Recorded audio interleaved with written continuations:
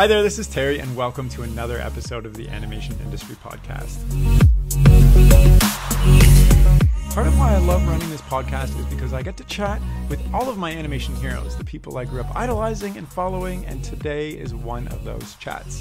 This episode features who I consider one of the legendary stop-motion animators of our time. He started his career animating Gumby and then went on to animate Jack Skellington from The Nightmare Before Christmas and has animated on nearly every major stop-motion feature film since, including James and the Giant Peach, Corpse Bride, Coraline, The Little Prince, and the upcoming Wendell and Wild, among others. And what's crazy is that he started his career as a part-time janitor working at Industrial Light and Magic. And in our chat, he shares exactly how he went from sweeping the floors to animating on these monster films. The person I'm talking about is none other than Anthony Scott, who also happens to run stopmotionanimation.com, which is the biggest forum for stop-motion animators on the internet, and where I first started connecting with other animators like 15 years ago when I was just doing short little claymations in my bedroom. But before I jump into this chat, I have a sponsored message to share with you, which comes from my friends over at Bloop Animation, which is an animation learning platform packed with premium online video courses for aspiring animation filmmakers. They have courses for all major animation programs like Maya, Animate CC, Toon Boom, Blender, TVPaint, and many others, as well as some non-software courses like a storyboarding course, animation foundations course, and even one about making graphic novels, which covers absolutely everything you need to know from start to finish. All of their courses are in video form, so there are no deadlines or application process. You simply just pick a course and start learning in seconds. They even offer a free ebook titled Making an Animated Short, which covers their entire process step by step of how they made one of their films, from coming up with the idea to storyboarding, animation, and all the way to exporting the film. And you can get that book for free at bloopanimation.com/animationindustry, or you can check out their complete course library at bloopanimation.com/courses. And I've included both of those links in the description of this chat, so please check that out. Now let's jump right in. Hi, Anthony. Thank you so much for coming on chat. How's it going? It's good. It's good. Thanks for inviting me, Terry. Yeah, this is awesome because I've known of you and spoken to you for like probably over a decade through stopmotionanimation.com when I was starting out when I was a little kid. So it's pretty awesome to finally meet you and talk to you and pick your brain about all the cool films you worked on, like Nightmare Before Christmas and stuff. So let's get in. How did you pursue this in the first place? Like, think back to like young Anthony Scott. What was the thing that pushed you into the wonderful world of stop motion?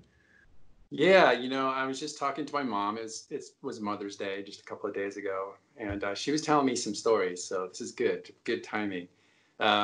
She said I was the oldest, and when I was a baby, she had my brother, so she was kind of busy with him. So she would give me crayons, and I'd be sitting in my high chair drawing on the high chair on paper.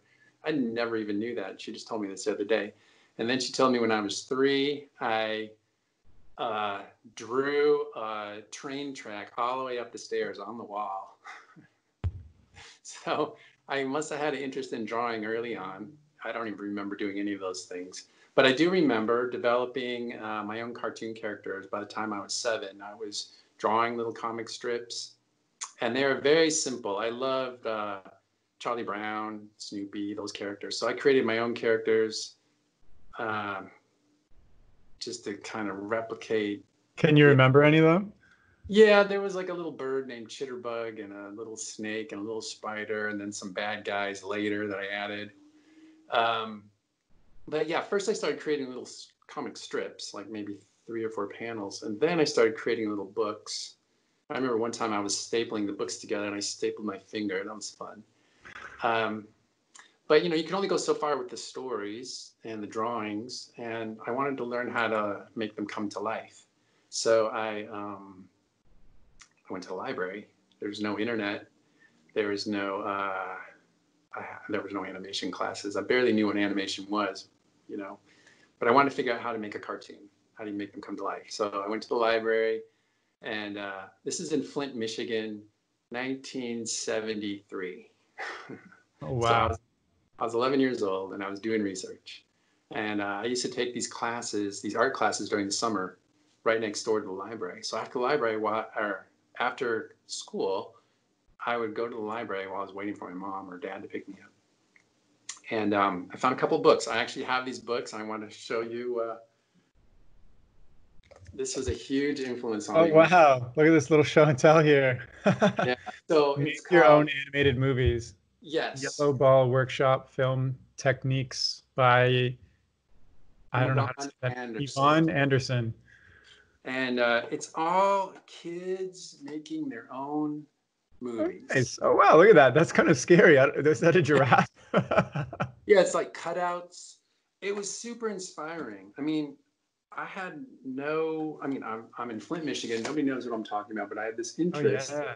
Oh, And wow. Yeah, exactly. Like top yeah, down so animated. it's a great book. And it's so funny. I remember these drawings and these illustrations, photos, kids, how to make a Oh, yeah. How to make a little. jointed paper guy. And then paper So, mache, how to do a down shooter. This is kind of cool. I think I showed this. yeah, wow. It's a little kid with a camera pointing down at his tabletop with some cutout stuff on it. Yeah. And then there's a big, anyway, there's like, and everything's on film. Teaches you how to use a projector. Uh, that paid off, I'm sure. Yeah, eventually I got my own Super 8 projector because but at first I didn't even have a projector. I had like a little reel-to-reel viewer for editing.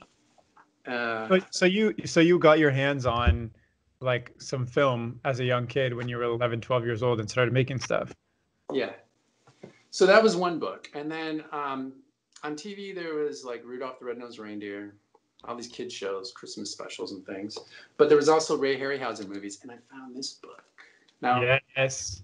yeah, I don't know if you've seen this one, but they kind of updated over the years. But Film this one was, fantasy scrapbook by, is it by Ray Harryhausen or just it on? is, yeah.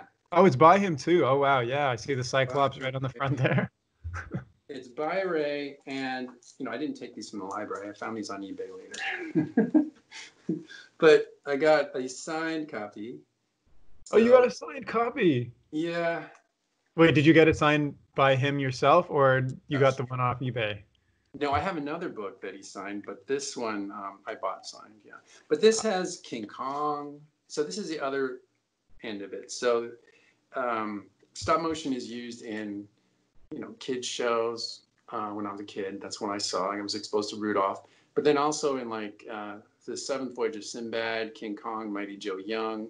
So it was used as effects as well. Creatures. And Ray Harryhausen's films were more effects oriented, sort of like Phil Tippett does, that kind of thing. Yeah. Yeah. So I was exposed to both, and that's pretty much it. There wasn't much information other than magazines like Starlog, Cinemagic. Cinemagic Yeah. was good because it kind of showed you how to do it, like how to do, use paper mache, make your own sets, how to shoot, how to backwind your film to do double exposures. So I experimented with all that on Super 8 and also 8mm film. So what were you creating when you say experimenting? What were you creating as a kid? Was it stop motion? Was it live action? Was it?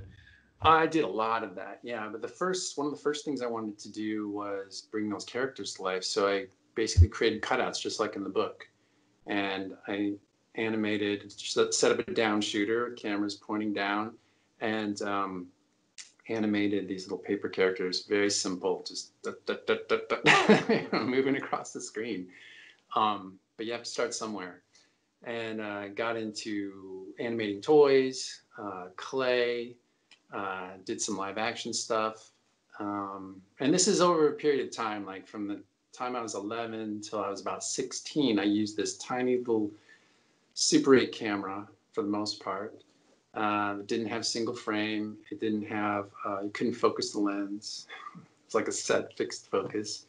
It didn't have reflex viewing, so you had to kind of guess where the lens was to kind of, to compose your shot. When I was older, I bought a nicer camera that had all the features you really need when you're animating. So that was great. But so by the time I was 16, 17, I knew I wanted to work in animation or a film or something. Star Wars came out when I was 14. I was kind of the first Star Wars. Episode 4 now it's called. But that one came out, and that changed everybody. They were all excited about special effects and spaceships and creatures. And King Kong, the remake of King Kong came out, I think a year before that. So I was really into King Kong as well. And I followed Rick Baker's career at that point. I started following his career. So I was interested in special effects makeup as well, sculpting, creatures, King Kong. Oh, that's. I tried to make my own King Kong movie. Oh, no way. Yeah. With like So, in like live action mix. yeah. I Nice. got some kids from the neighborhood. We started shooting some stuff. And I took a G.I. Joe puppet. Like they used to make G.I. Joes about 12 inches tall. And I kind of cut his legs off just below the knees and made his legs a little shorter, like an ape. And covered them in cloth and fur and clay. And I mean, I didn't have foam latex, so I didn't know how to do any of that stuff at the time. But, you know, try to make my own Kong. Yeah.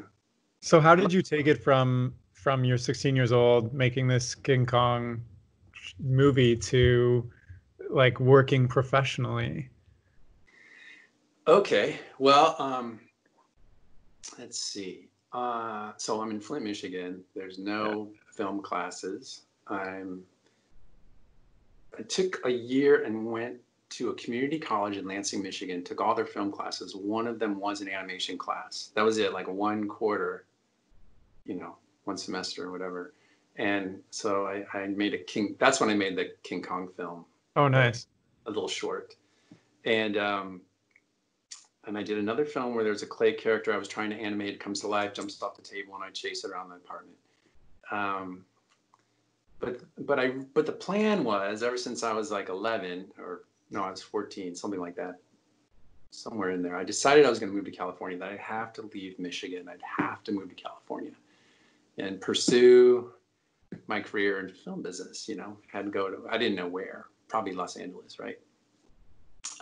So I did a year in school and had a couple of films on, you know, as well as the films I did when I was a kid, and moved to California. I had a relative, my aunt lived in Northern California, so I settled there for a while in the San Francisco Bay Area, and I lived there for 20 years. Yeah, so I was 21, didn't know anybody, and started working. I was in Marin County. I knew Industrial Light and Magic was there. You know, I got to know a few friends who had friends that worked there. And so I was always trying to get into ILM, always trying to figure out a way, like, how do I break into this business? It's very frustrating when you don't know anybody, it's not like there's an ad in the newspaper for a stop motion animator. Right. And you're trying to pay rent, and you're trying to get into the film business. So where do you have time to, you know, make your films and whatever you're into? So at one point I decided to quit my jobs and just work just part-time. And I was living in an old school that was an art studio. And you weren't supposed to live there, but I was there for about a year.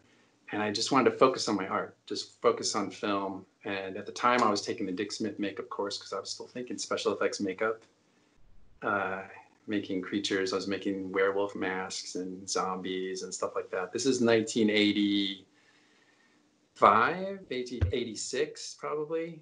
And special effects makeup was pretty big in the 80s. So I was thinking that would be the best way into the film business because it seemed like there was more work.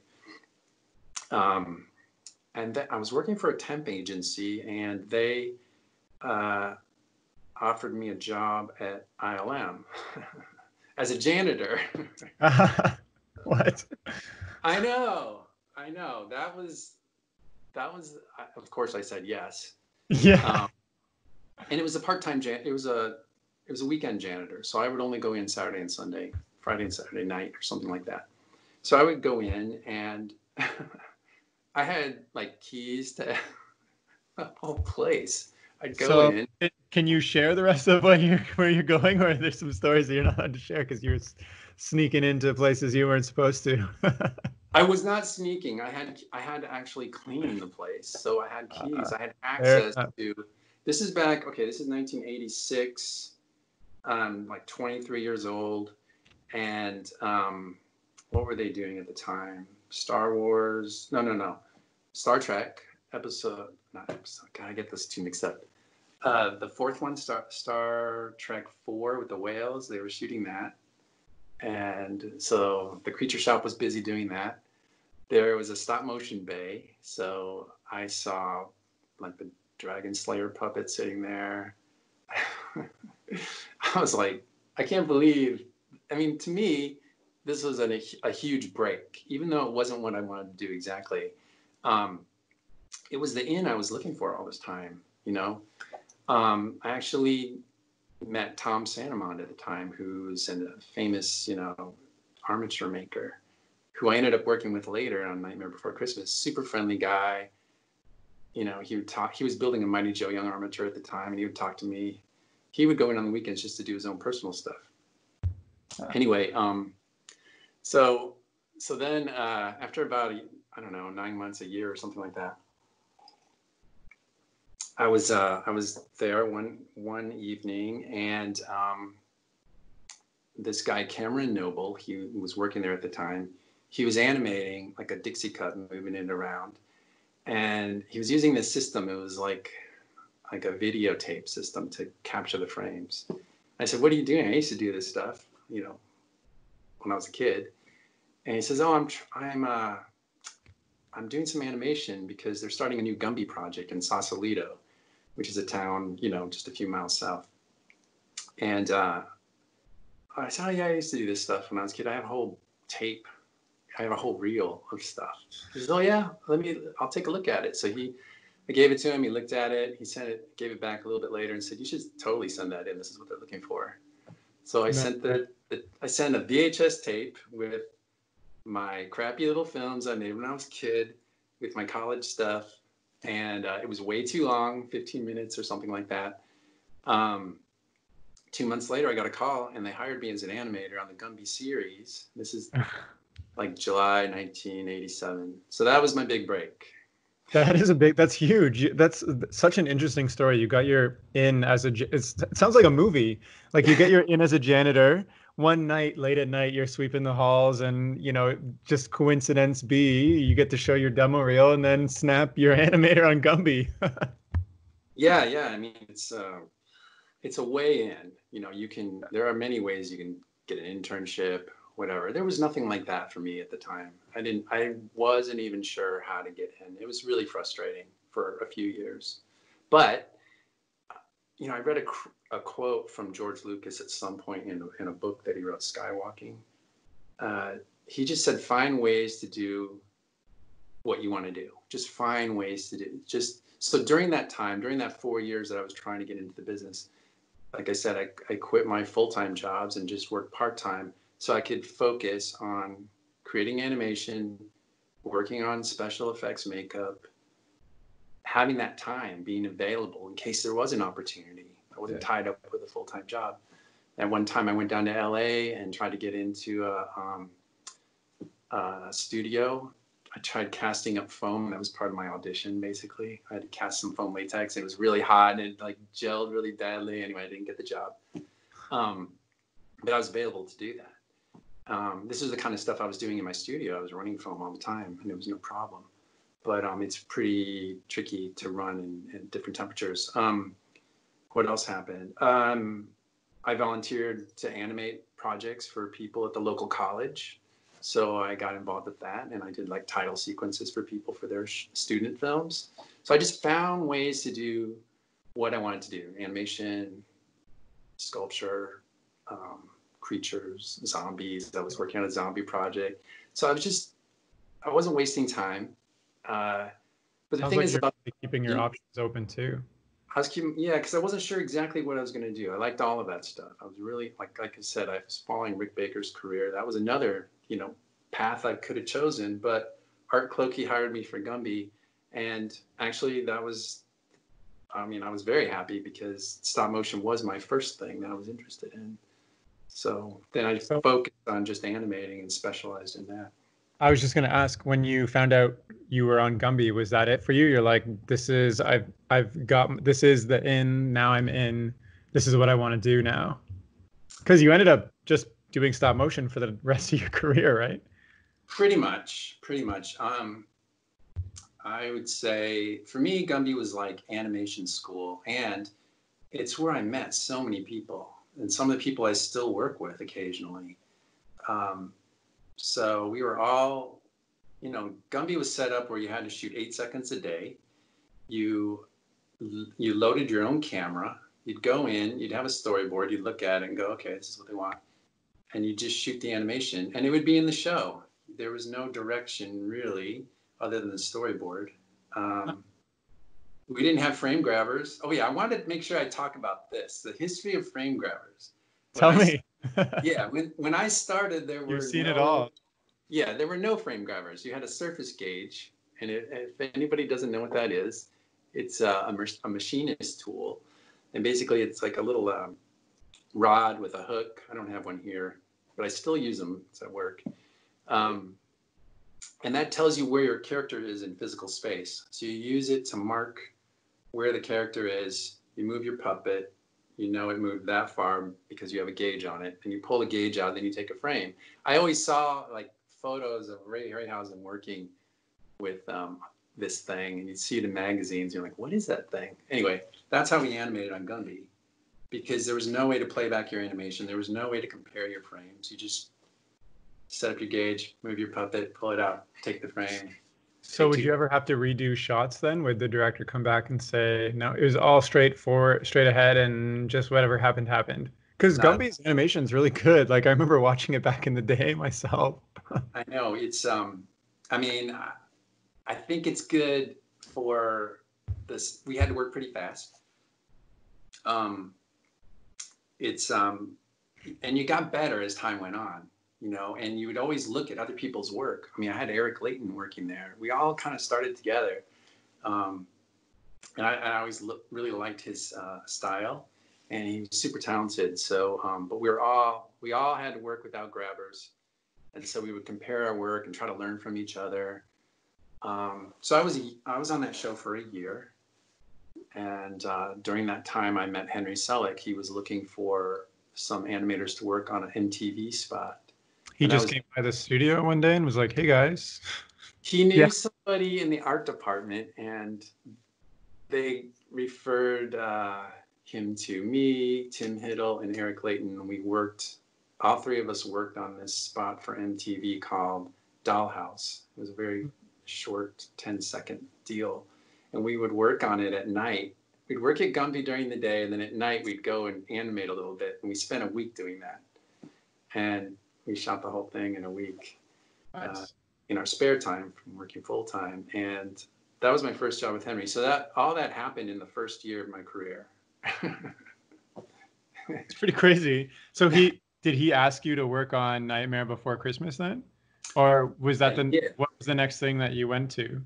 Yeah, so this is 1988. And a few months later, after doing the first MTV, he asked me to work on another MTV spot later that year in August. And so I did that.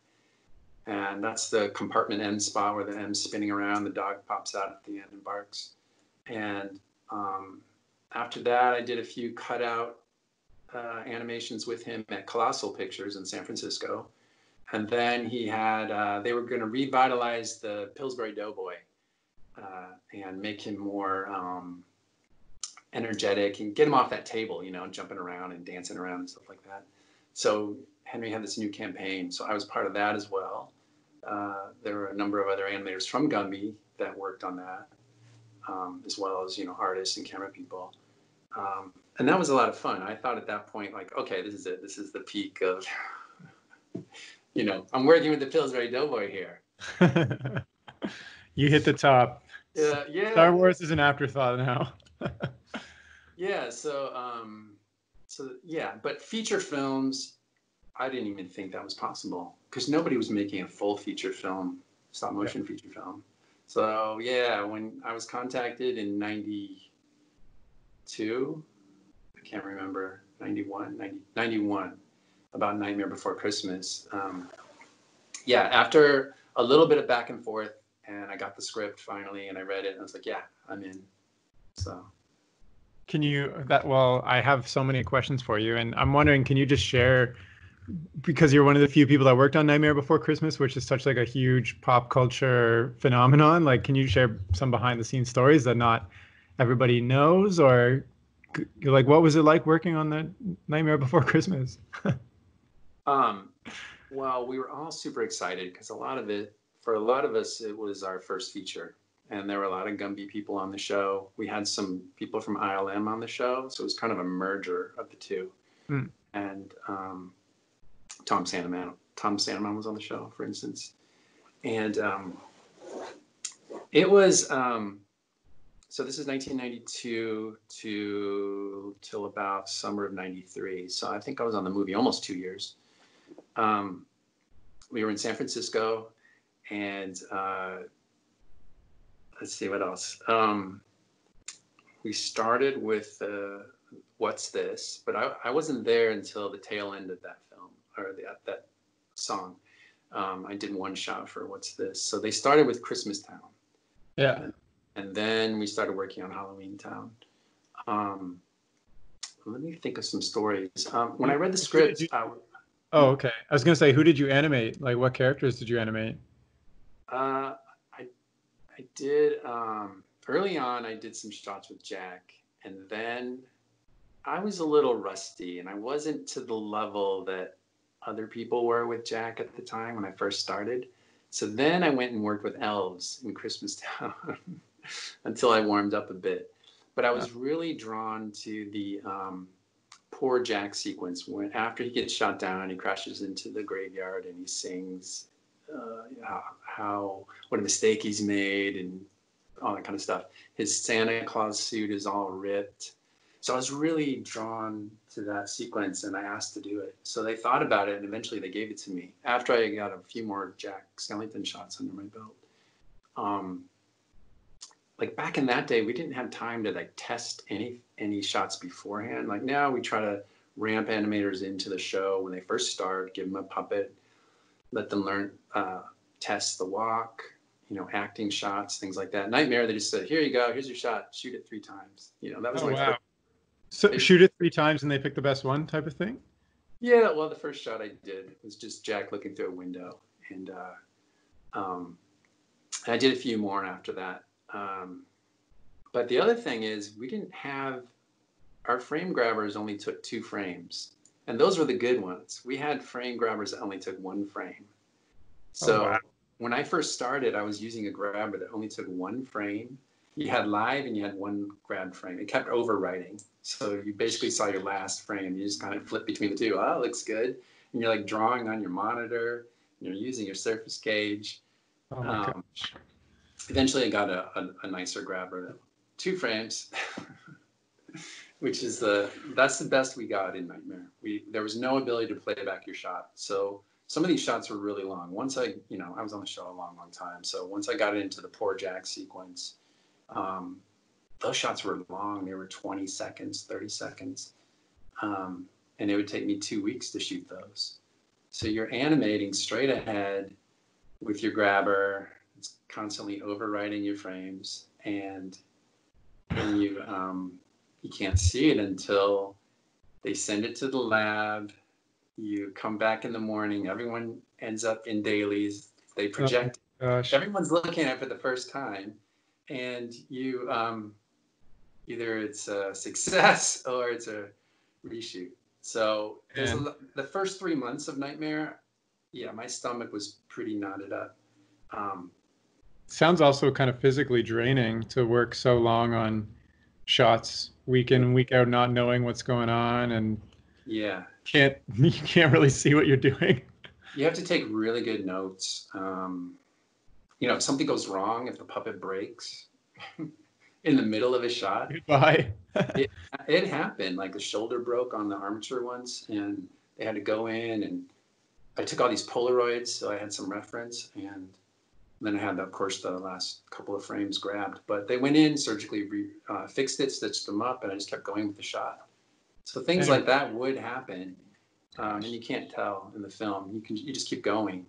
You kind of get used to working that way, though. It sounds crazy, and I don't want to go back to that, but you get used to it. After, like I said, after 3 months, I was kind of used to this kind of pace and working this way. And he just kind of took each shot as it, as you got it, as you received it, focused, and just he shot a few tests with it.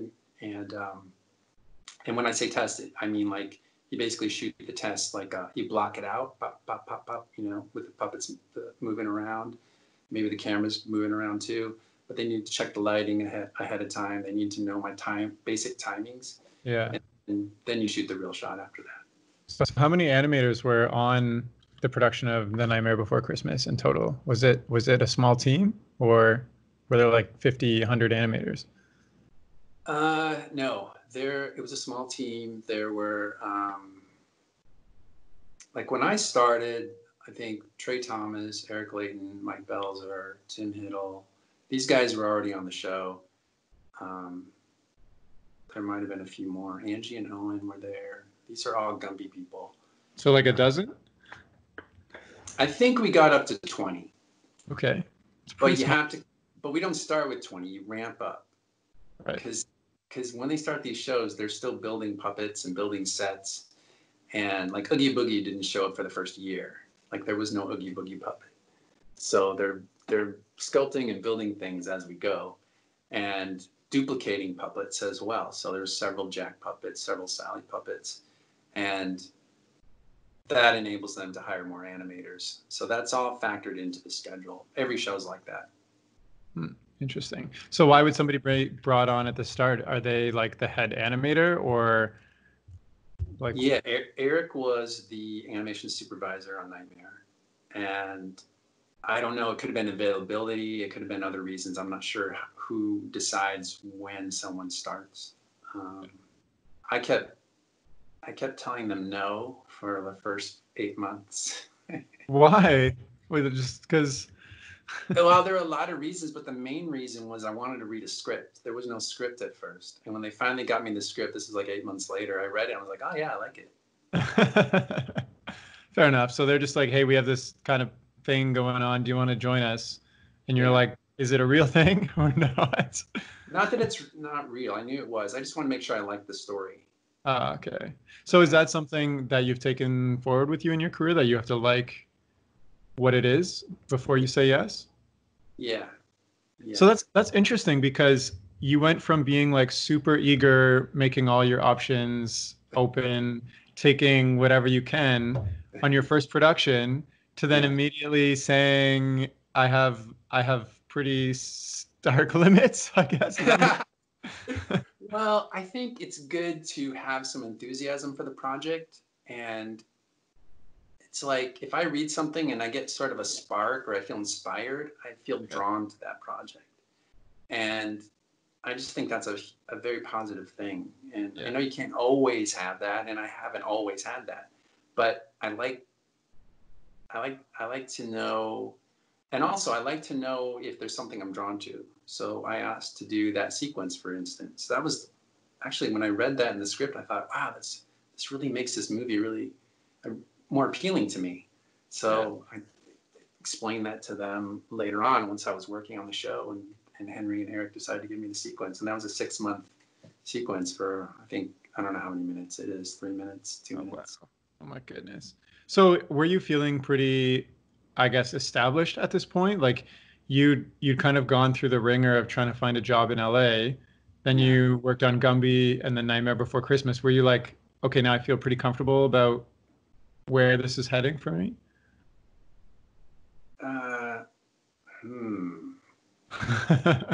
As far as established, I think for me, that means if people start calling you, then you're pretty well established. Like if they call you to work on a job instead of you applying for a job. So I actually felt that pretty early on. After Gumby, I started getting calls, and I never really had to, not always. There's been a couple times where I've pursued things, or, just put myself out there, introducing myself to people, saying, hey, I'd really like to work with you someday, that kind of thing. Yeah. But as far as like applying for a job, I haven't really done that too often. Interesting. So I feel like I got established that first year. And that first year I met Art Clokey, Henry Selick, And I've been working with Henry for over 30 years now on different things, on and off. Nice. So, and I'm sorry, what was the other part of your question? It was just if you felt established, but I'm wondering maybe you can kind of go through some career highlights and lowlights if you have them too, just now that we're talking about this. And maybe you can start with one of my favorite shows that I don't think many people really know about, but Bump in the Night. The stop motion, green, two-eyed, gross thing that lives in a toilet. Yeah, so you never know what's going to come up. And I think this was the other part of your question, was that like it's not like a regular job where you're just kind of working at one place all the time. You have to be, the first 15 years or so, I was getting all my work in the San Francisco Bay Area for the most part. I think there was one job in LA that I went down and did a short project for 6 weeks, did some cutout animation. But everything else was in the Bay Area up until about 2003. So 1987 to 2003. So Bump in the Night came together right after Nightmare Before Christmas. So I jumped onto that. David Ichioka and Ken Pontac were running that show. They were the directors, and I worked with them on Gumby. So it just kind of shows you you just start to get to know people in the business, and you start working with a lot of the same people. And when they have a project, they're like, hey, are you available? So, and if they like working with you, that's the other thing. Yeah, I think a big part of it is being able to work with a crew, being able to be directed as well. So Bump in the Night was a show about little monsters under the bed, and they would, and toys. They would all come to life. And I think originally there were some live action, or they thought maybe it was kind of like Toy Story in a way, you know? Yeah, I guess so. But like a gross, deranged Toy Story. It was before Toy Story, though. Oh, yeah, for sure. I spent 8 months, the first 8 months of the show. It went for a couple seasons. I worked on season 1. So it was really fun for me because I could just go in. It was similar to Gumby, where you can just go in and shoot your animation. And for the most part, it would be in the show. You had storyboards. Now, here's the thing. They had a frame grabbing system there, and it was the first time I was ever able to grab every frame and play it back. So, oh wow! No limit. That was developed by Alex Hansen. He developed it for the show, and that was a huge deal. That was huge. So after that, I never went back to those other grabbers. How big of a team were you? Sorry, I'm just curious. How big of a team was Bump in the Night? Because like, it's not the hugest show, and it only ran for a few seasons. So I'm just wondering, like, what was the production behind it like? I wish I could remember exactly, but it felt very similar. Like maybe about 20 animators. Oh wow, that's more than I would expect. Maybe a lot of us from Nightmare. Yeah.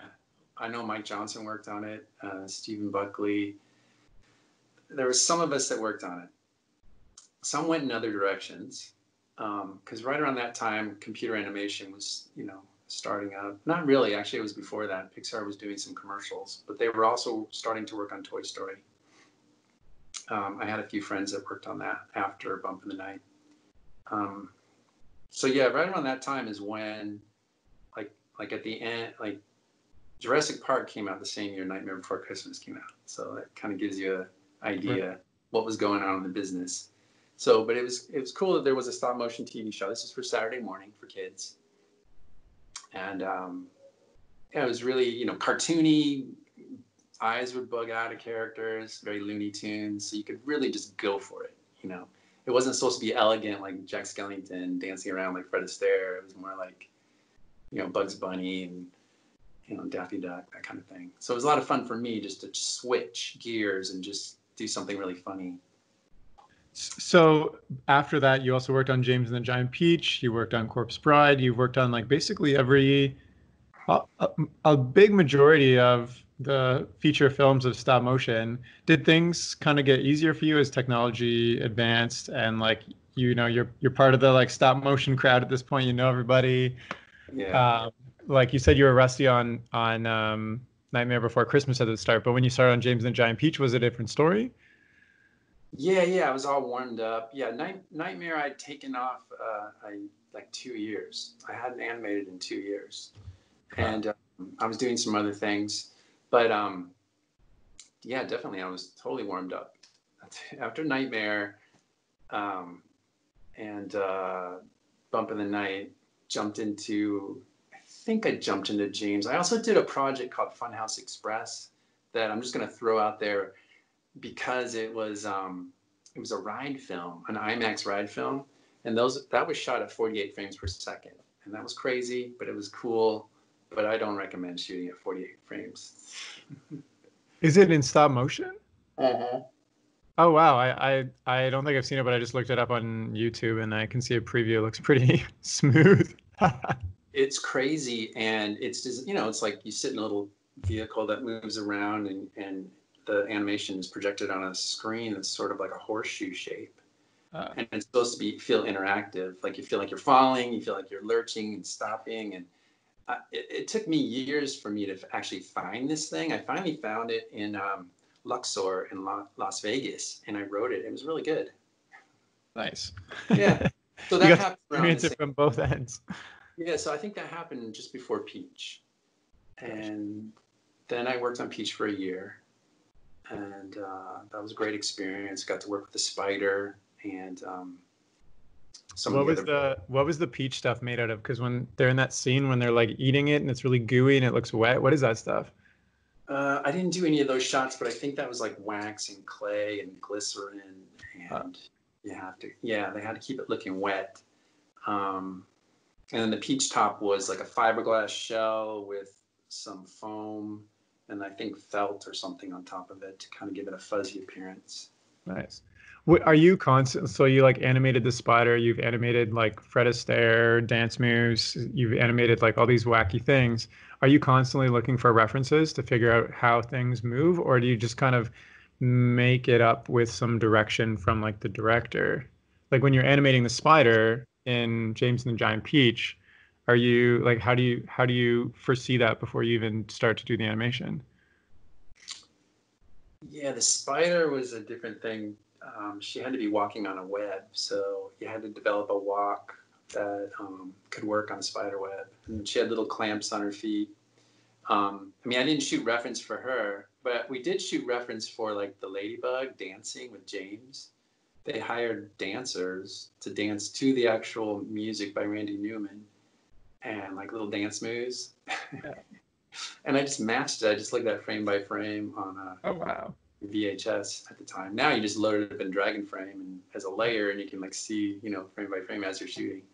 Um, and we use reference a lot more now than we did back in the day. Nightmare, I shot the whole poor Jack sequence on VHS tape, just me sort of sitting in a chair trying to pretend to be Jack Skellington, and I showed it to Henry, and that's as far as that went. It was just to kind of throw out some ideas like, oh, you could do this now, you could do that now, and you know, and I'm like miming the music, but I didn't use it for animation at the time.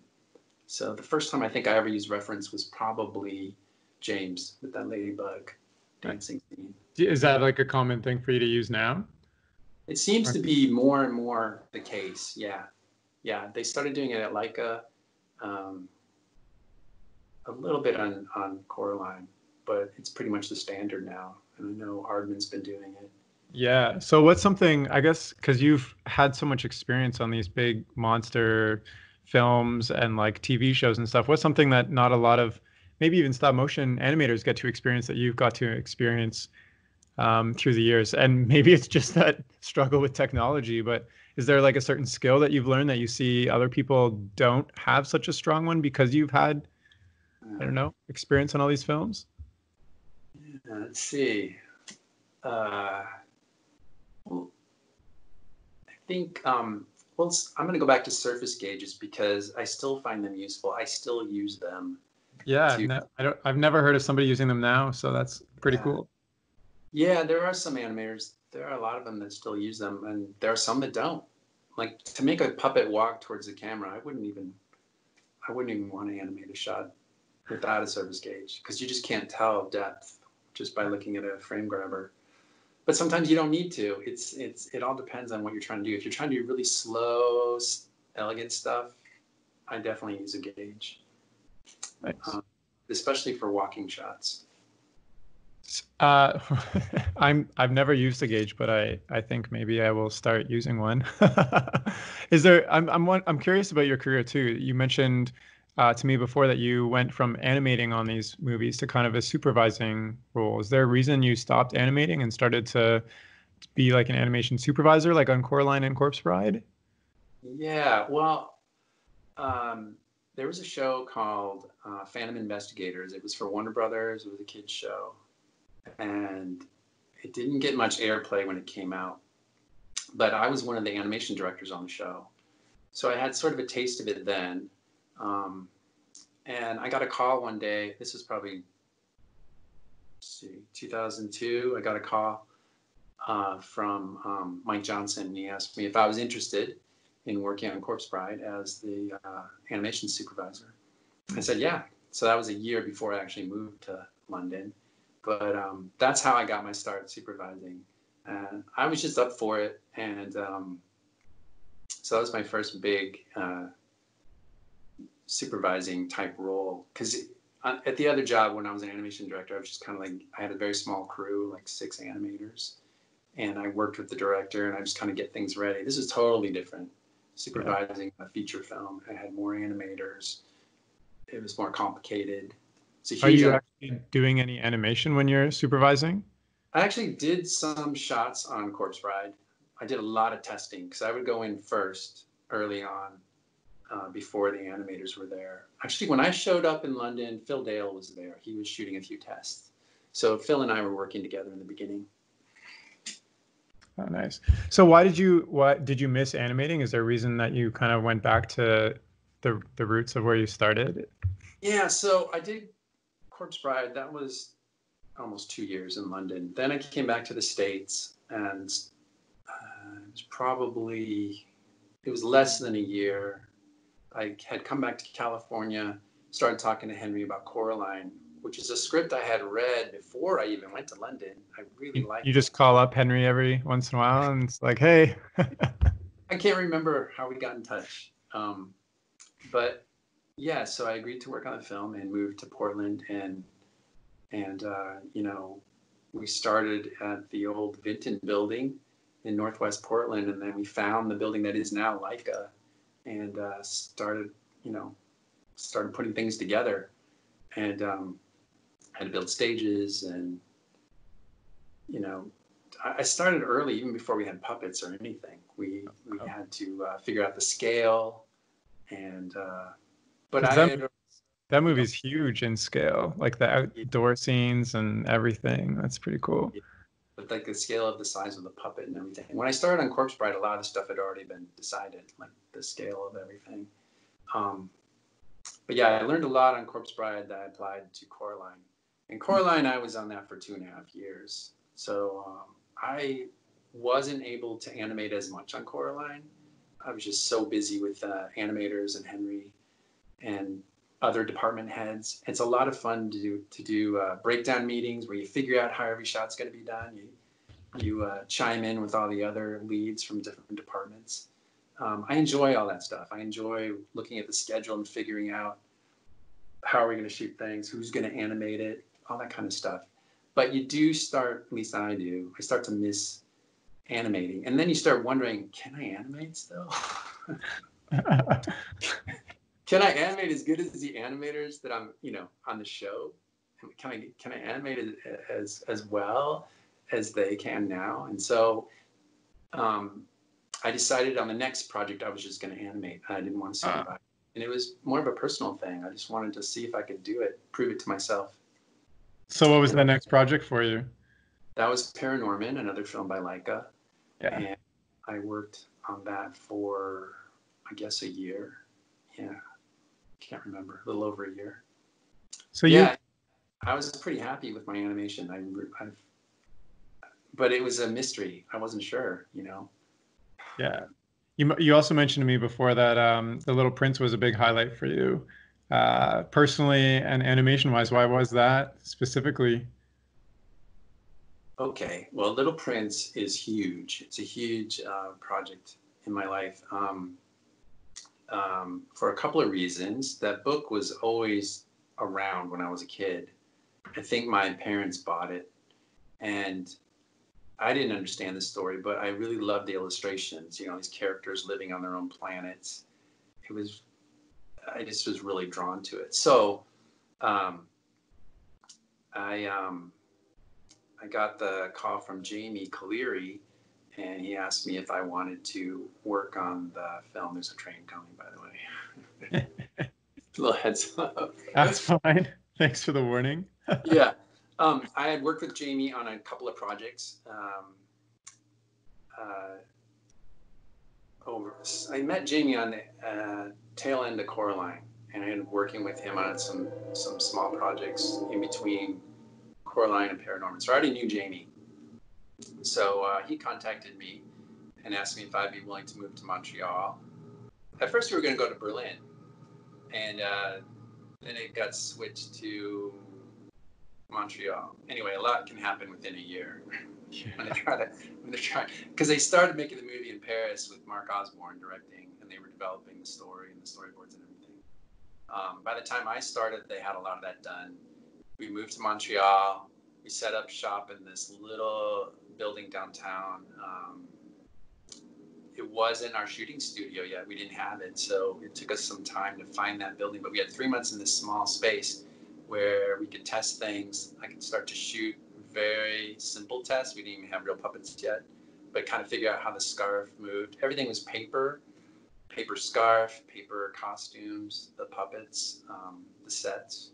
All had to look like paper. That was sort of the look. And Yeah. I think it worked really well. We shot on 2, so the animation's a little rough, but I think it works really well with that style.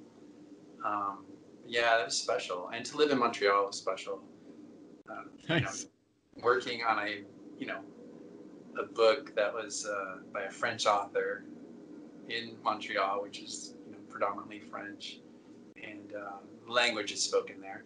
And with the new crew, this a small crew, we had maybe only 7 animators. Yeah, it was a great experience. Yeah. Well, that's actually The Little Prince is 2016 it came out. So what have you done since? Because that's pretty recent, I guess.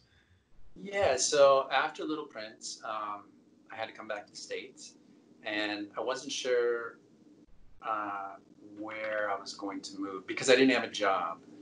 Usually, I'm kind of that dictates where I'm going to live. Um, but I started thinking about living by the ocean. For some reason, it was like a really strong image in my head.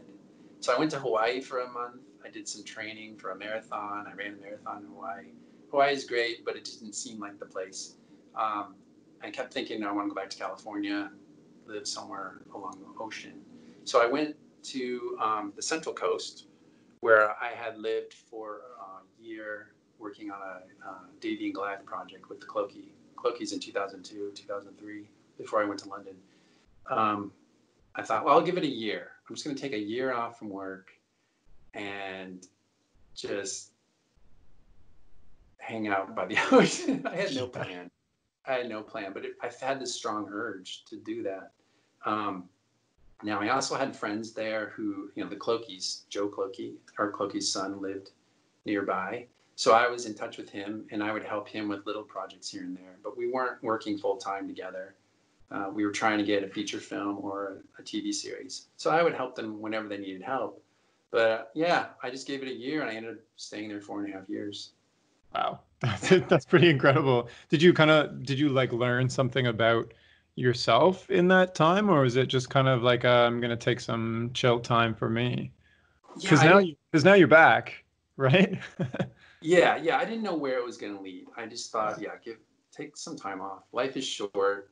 And I was thinking at the time, like, okay, if you only had 2 years left to live, what would you do? What would I do? And I think that's a good thing to ask yourself every once in a while because, we're not here forever. You never know what's going to happen. And is there something that you still need to do that that you should do before you're too old to do it. Yeah. So yeah, I went there. I basically, really quick, what happened was I took a lesson. I saw someone on a stand-up paddleboard with a dog one day, and I thought, I want to learn how to do that. I took a lesson with someone who happened to be one of my neighbors, and she had a business renting boards, giving lessons. So I started working with her eventually because I really liked the stand-up thing, and we would paddle out in the bay, Morro Bay. And eventually, I became a certified instructor. I would take people out, give them lessons. Is that shirt you're wearing right now from there? It says surfing on it. This is a board. This is a brand of a board I like, Infinity paddleboards. In fact, that photo is taken in Cayucas, and that's my dog on the beach. Oh, no way, you took that photo. That's really beautiful shot. I adopted a dog during the second year there. It was exactly a year after I had been there on Valentine's Day weekend. I went to the shelter and I adopted a dog, and I taught him how to ride the paddleboard. And I would take him to the beach in the morning. I mean, it was like living in a dream. It was really great. So I did that for a while, and then I got into racing paddleboards, and I was in like 4 races last year. So I have a race board, and I learned how to surf. I'm from Michigan. I learned how to paddle surf right at the tail end of my stay there. So I'm not great by any means. I need to get back out there and continue that, because it's a lot of fun to catch a wave. Nice. But at the same time, I did take small jobs. I'd go to LA. I worked on Tumbleleaf for a week just to fill in while they needed somebody. Just a week. Yeah, I worked. What can you accomplish in a week? I feel like it's enough time to just get started on something. I did a couple shots, and I worked on a music video for 3 weeks, and then I worked So you're MIA on a paddleboard in the ocean. How do you get a call from somebody to come and work on Tumbleleaf for a week? Are people like constantly bombarding your inbox or something? Like, yeah, I never call about work. People either email me or they send me a message. Yeah. I have a website, so people contact me, or they contact me through Facebook Messenger. So yeah, I've done a few jobs. A music video, a project with Thomas Demand, who's a German artist who does a lot of work with paper. Did some animation for him, and that was in a museum. So it wasn't a commercial or anything like that. It was completely different, cool project to work on, something completely different, which at this point in my life, I'm really drawn to experimental, the use of other materials, not just, the standard foam latex, silicone puppet, working with paper, working with whatever, down shooter. I did a title sequence for Animation Outlaws. It's a documentary about the Spike and Mike animation festivals. I did the title sequence for that in my living room, and on a makeshift, down shooter. And then I did the rest of After Effects. I went to Denmark and taught at the school there for a couple of weeks. I mean, I kind of kept my foot in the business just enough. Gotcha. So knew I wasn't like retired or anything like that. So you knew in the back of your mind you were coming back at some point. I didn't know. No. I didn't know. So then why would you keep your ties, I guess? Just for the sake of... Well, I already have, friendships and connections. Yeah. And so when contacts me, I think, okay, if this looks like fun, I'll go do this now. Well, one thing that you've kind of mentioned consistently throughout your sharing your stories is there's it's about who you know, your friends, etc. It seems like there's a core group of stop motion animators who've kind of been, and directors and whatnot, that have kind of been through it all from the start. As somebody who's kind of new to the scene and not, working professionally on these projects, what is my best path in? Is it to just keep my options open and hope that something, I get to be a janitor at Leica, for instance? What would you recommend? How do I get in that in group? Okay, there's so many different ways, and there's no one way. I'd say moving to where the projects are.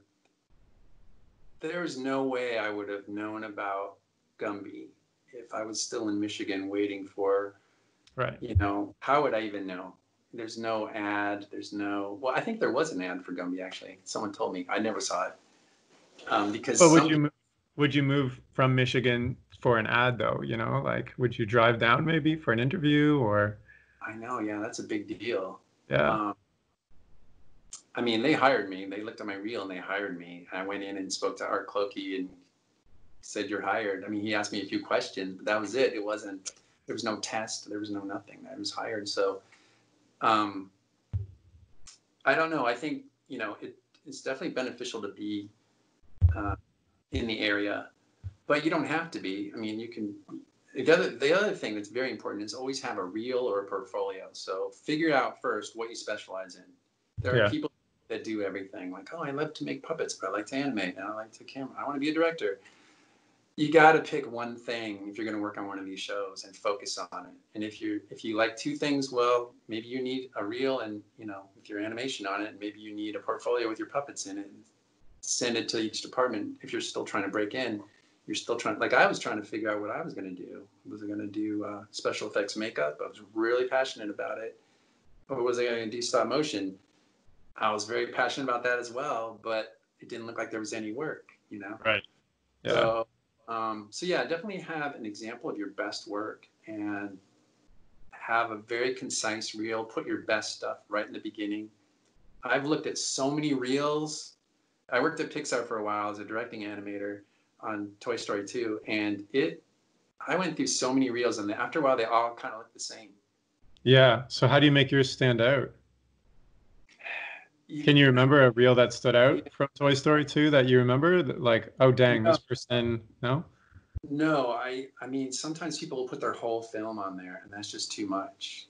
Put your best shots from your film. If you want to put your whole film at the end, fine. Or nowadays, everything's online, so you can have links to it. But you want to grab them right away. You want to grab them in the first minute. So put your very best shot first. And here's the other thing. As cool as it sounds or looks, don't put music over your animation. I think some people do. I think it ruins your reel. Yeah. Yeah. Well, it depends what's on your reel. Like what I'm looking for is I want to know someone can animate, they can act. I want to see what their lip sync, their dialogue looks like. So if music is covering up dialogue, that's no good. If you want to do a little montage in the middle or something that's fine. But what you need to show that you put physicality in your puppets. They can run, they can walk, they can jump, and there's weight to it. If that's the show, like Leica, that's their style. They want to see that kind of thing in the reel. If something's more cartoony, it's a whole different thing. You might need a separate reel for that, but it doesn't matter. If they know you can animate and you put that in the beginning, you will grab their attention right away. Gotcha. I don't know what else to say about, moving there is good, but not necessary because I've definitely moved since then, taking a job in London, in Montreal. Is there a way to contact people? Like, say I'm fresh, I don't know anybody. I send in my reel to like our Stupid Buddies or something. How do I, other than somebody kind of sitting at a computer and like clicking next, oh, my reel comes up next, the next reel comes up. Like, how do I get in? How do I get to know people in stop motion? This is the hardest part. Yeah. Maybe you start a podcast where you interview people like Anthony Scott. That's a way. Hey, everyone has their own way. I think getting to know people is a good way. And nowadays it's easy with the internet. You can definitely make connections. Internships, some studios offer internships. That's another way. That wasn't available to me at the time, but I've seen it since. Like I had some, I don't know about other studios. That's a way to get your foot in the door. And that's always the big thing. How do I get in? How do I get my big break? I will say this. If I hadn't taken that job as a janitor, I probably wouldn't have found out about the Gumby job.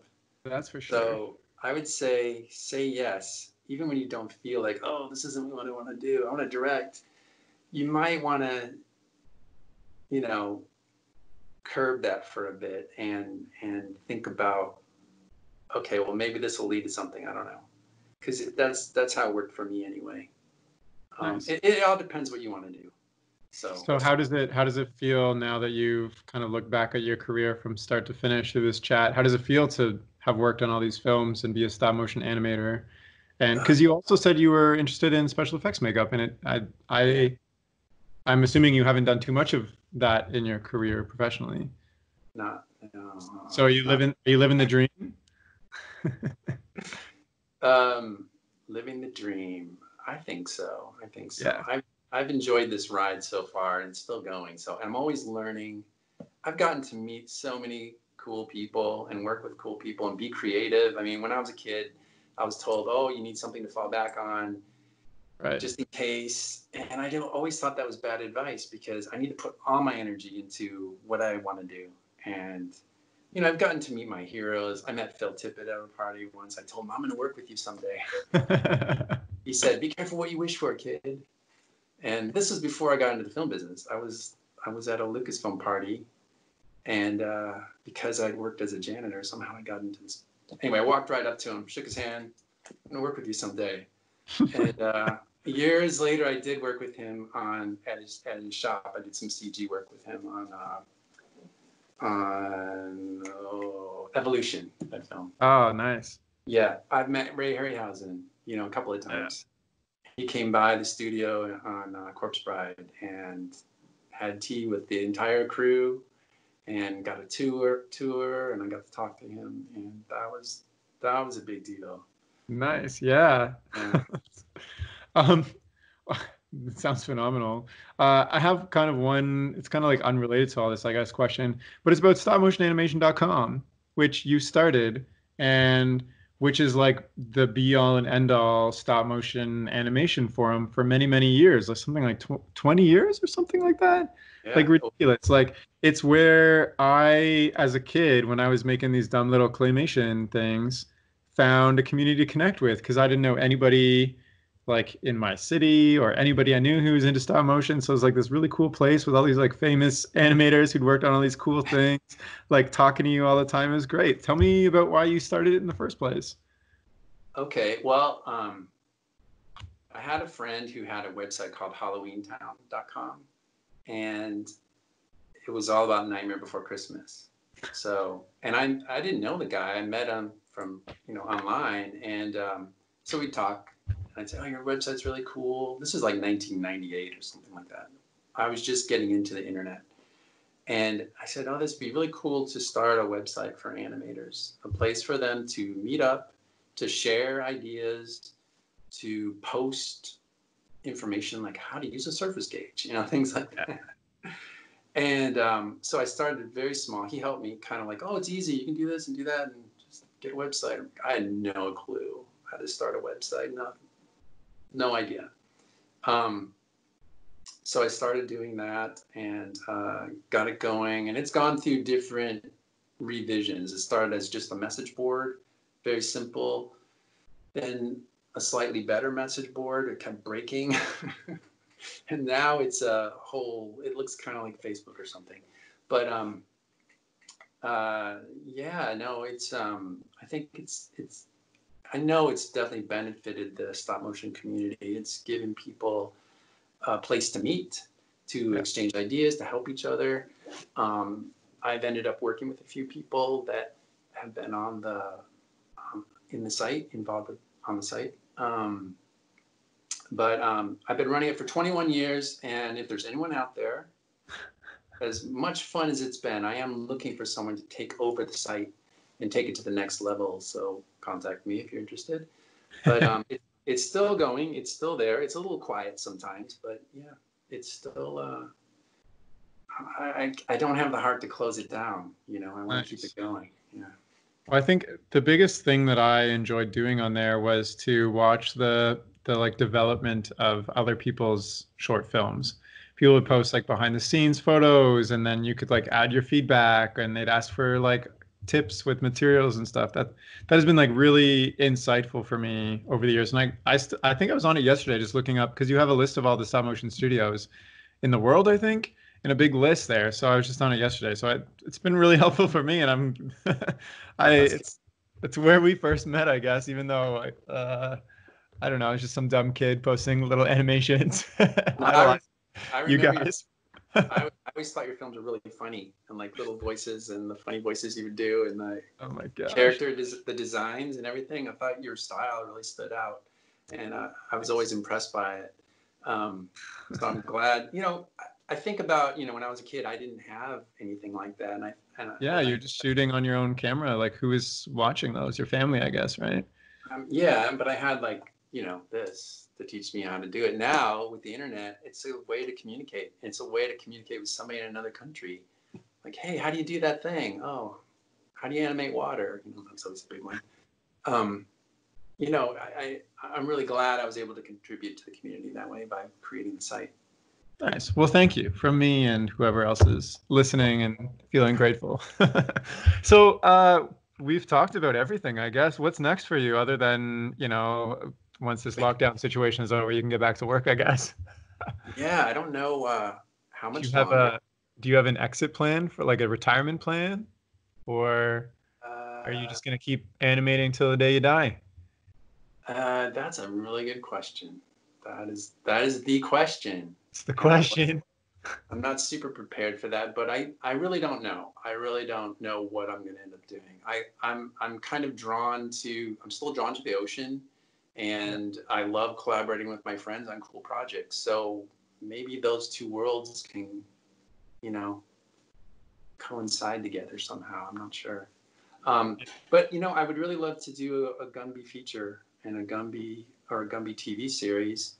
I'm still in touch with Cloaky Productions, and that's a possibility. But Yeah, I have, I was just thinking that doesn't sound too far-fetched, especially with all these comebacks that have been happening lately. yeah, we'll see what happens. I mean, they gave me my start, and so I always feel, grateful for that. The big start, they took a chance on me, and so. It's been fun working with them over the years on little projects here and there. And we did a Davy and Goliath Christmas special, which was a lot of fun to do. Um, I did a few small Gumby projects, but it would be fun to recreate the Gumby studio again with a whole new group of people, and Totally different ball game. give We'll people. have real frame grabbers like Dragon Frame. You can see what Yes, you're doing. Dragon Frame is the software we would be using for sure. But yeah, give people, just out of school or people that have been wanting to be animators all their life. This is an opportunity to a job for them. That's where my heart is anyway. Yeah. Amazing. So Yeah. maybe as like a final thing to wrap it all up, if somebody's listening and they are interested in pursuing something like stop motion or just something that they see as very niche and they're working very hard at, I guess, what would you tell them, given that you've been able to do this throughout your career and see some success? What would I tell them? Beyond what I already said about the You said, real.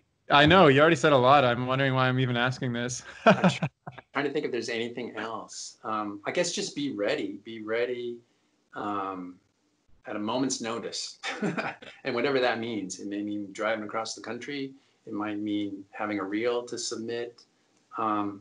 Say yes to everything if as long as it's reasonable. Um, Do you have any regrets about anything that happened? No, not at all. oh, it's been a fun adventure. Like Yeah. it's for me, it's cool not knowing. Some people it's scary to not know. How are you gonna pay your rent, or how are you going to, what's your next job? I should say. Um, and sometimes I don't know, but I trust that something's going to materialize, and because it seems like my entire life that's the way it's worked. So I have a belief. Sounds like you're a very hard worker, so two are intertwined. Well, I have some good connections. I just have this strange belief the universe is going to provide in some way, and you just have to put yourself out there and make yourself available. I like that. Is there anything else you'd like to share to wrap things up? I'm just going to say it's pretty exciting to see so many people still interested in stop motion. You know, when I was a kid, they were saying stop motion is dead. And it looked like it was dying and like it was gone. Like it was being used for some effects stuff in the 70s. You know, Star Wars with the chess characters, Empire Strikes Back with the walkers. I was amazed with that stuff. But as far as like something like today with Leica and Aardman and other studios, Netflix, they've invested in stop motion quite a bit. We got Pinocchio and Wendell and Wild happening right now up here. It's amazing for me to see that. So you guys are living in a really cool time for stop motion, whether you know it or not. There's a lot of projects out there. And so if you really believe this is what you want to do with your life, go for it. Nice. I like that. It's a nice way to wrap things up. Go for it. Well, thank you so much for coming on the chat, Anthony. It's been a real pleasure to hear your story from when you were a little kid making King Kong movies all the way to the most recent stuff you've been working on and everything in between. It's been really insightful for me because I've kind of watched your work on the sidelines my whole stop motion life. So I'm really happy we got to chat. Thanks for coming on. Thanks so much, Terry. I really like your podcast, by the way. Good job. Oh, thank you so much. I have a lot of stop motion people on, so it's just going to be a stop motion podcast at some point. I like that. Good luck with all your projects, man. Thanks. Appreciate it. And if you're listening and you'd like to get in touch with Anthony or check out his work, you can go to his Instagram, which is anthonyscott.animation, or his website, which is anthonyscott.net. I'm going to include both those links in the description of this chat. And that's all for now. So thank you so much for listening. And okay, bye.